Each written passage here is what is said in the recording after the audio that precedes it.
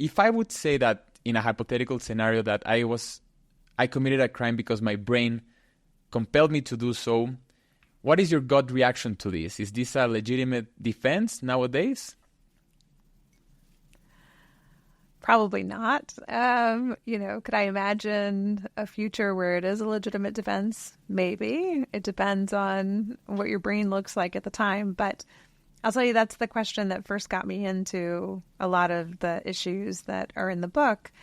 Probably more than a decade ago, I started really tracking that argument, my brain made me do it argument. And this, was increasingly as neuroscience was becoming more sophisticated, as what we were learning about the brain and its impact on behavior, in specific cases where something was going wrong with a person's brain, more and more criminal defendants were coming into the courtroom and saying, my brain made me do it. And at first, I think a lot of jurors and judges didn't know what to do with that, because here were images that showed this person had a brain abnormality or had a tumor or something like that. And then over time, I think, people started to get to the place where, it depended on the nature of the brain injury, and it depended on the nature of the crime. And it also depended on whether there was a treatment available. So if a criminal defendant came into the courtroom and said, my brain made me do it, I'm programmed to be violent, there's nothing I can do about it, most people don't think, aha, then I should find you not guilty and put you back on the streets because you're likely to, commit and recommit the crime. So the bottom line of all of that work was to really come to the place of understanding, why do we hold people criminally responsible? What bearing does neuroscience have on that? And is there really such a thing as determinism of behavior, which I think is even more important question. So to say your brain made you do it, of course your brain made you do it. Our brains make us do almost everything that we do, right? But that doesn't mean that you don't have responsibility, nor does it mean that you don't have some freedom of will or freedom of action to make action choices that we can hold you responsible for.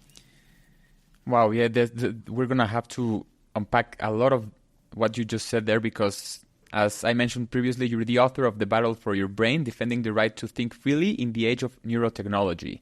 And those themes that you just mentioned, determinism, free will, some bearer of responsibility on our own, unfolding as human beings in an age where neurotech is about to boom. You mentioned so many industries and so many innovations that are happening right now, not in 10 years, 15 years, but right now, and are making impacts in the present moment. And so here the question is, first of all, what is neurotech? Neurotech for our audience, who might not be that familiar with it, and why is it so relevant to speak with you now today?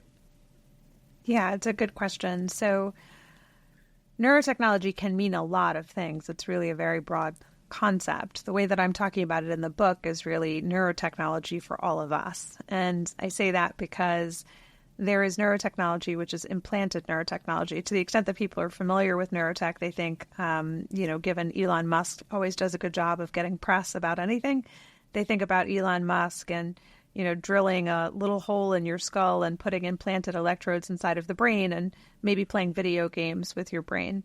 That is neurotechnology, but that's not neurotechnology that I think most of us are going to need or use in our lifetime. At least I hope for most people that they will not.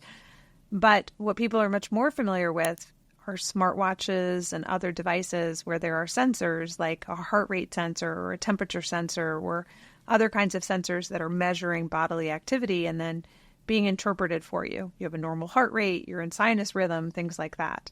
And increasingly, that's what's coming for all of us and already is on the market, which is the use of brain sensors in everyday devices. So you're wearing headphones right now.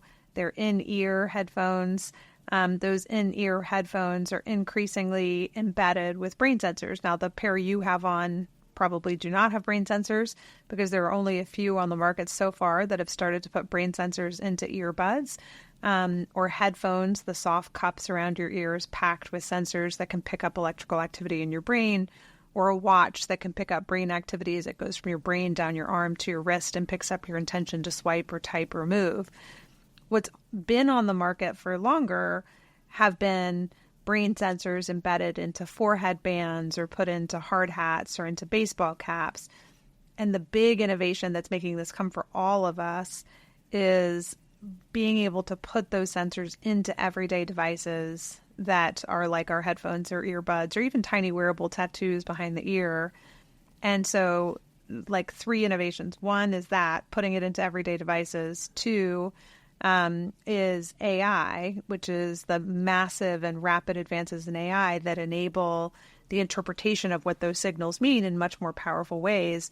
And then 3rd, and importantly, moving from niche applications like meditation or gaming to having it be the way we interact with other technology. So unlike your heart rate sensor, your brain sensor can replace eventually your mouse or your keyboard and enable you to interact with all of the rest of your technology. So those 3 innovations are making neurotechnology rapidly start to transform our everyday lives. And in the next year to 18 months, I expect much more, prevalent and pervasive transformation thanks to those technological advances.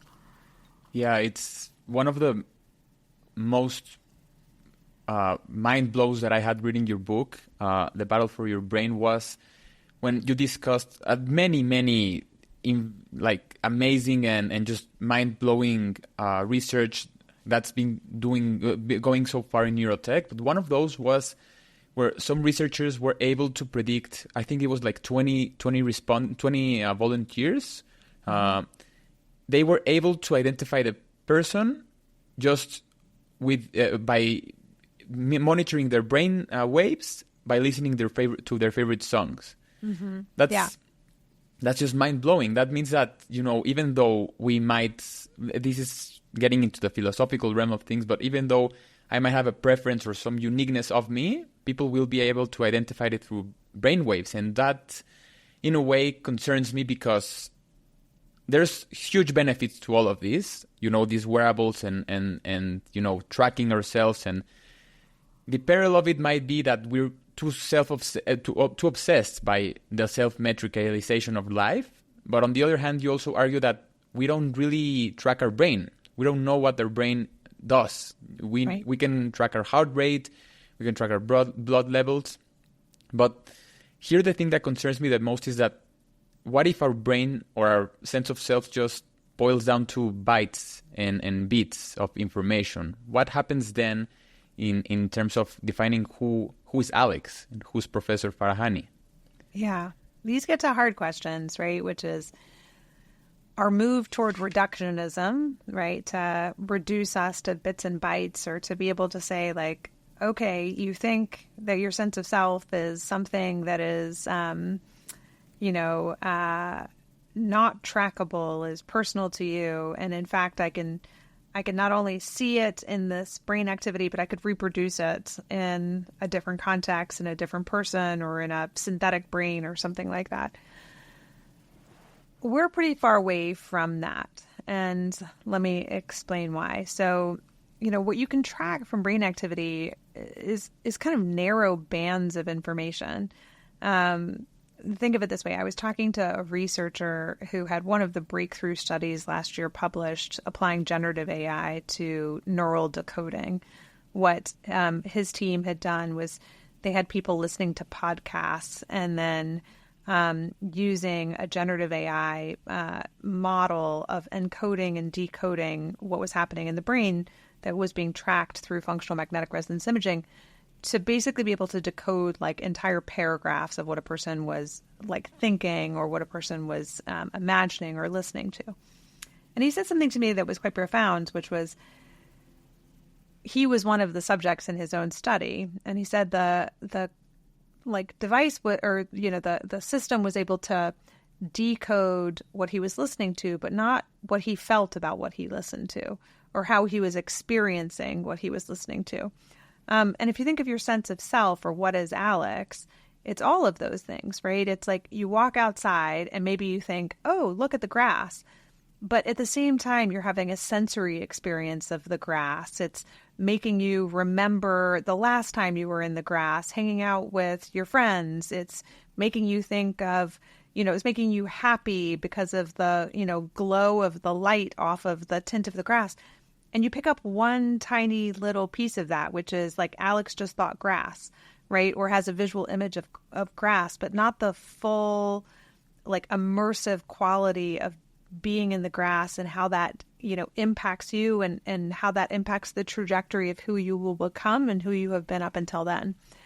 And until we get there, right? Until we like have this like full resolution decoding of your experience of looking at the grass, it's just one tiny little aspect of who you are that we're decoding and that we're able to reduce into bits and bytes.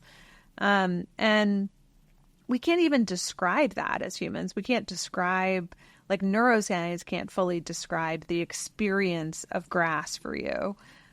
So I think, while it's possible we might get to the place one day where that full experience could be, reproduced from your brain, we're still such a far way from even understanding it that I think we're even farther from being able to decode it and reduce it to something that is reducible and therefore, takes from you the experience of being Alex and puts it into little bits and bytes.